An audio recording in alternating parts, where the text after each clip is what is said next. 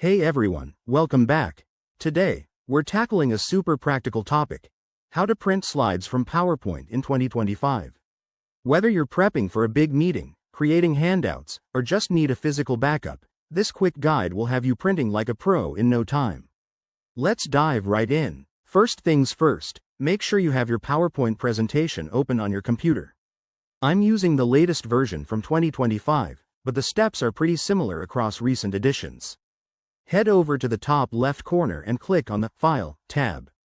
This is your gateway to all the behind-the-scenes options.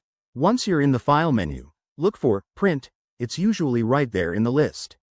Clicking on it will open the Print dialog box, where the magic happens. Here, you'll see a preview of your slides on the right side, so take a second to double-check everything looks good.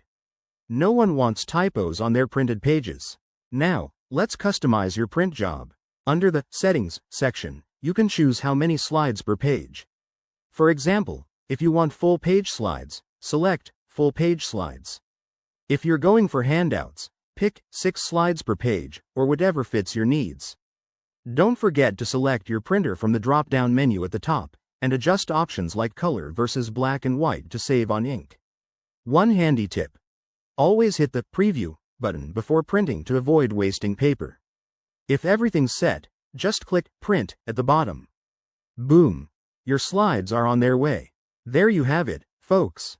Printing slides from PowerPoint is straightforward and efficient. Remember, in 2025, PowerPoint has even more eco-friendly options, like double-sided printing, so keep an eye out for that.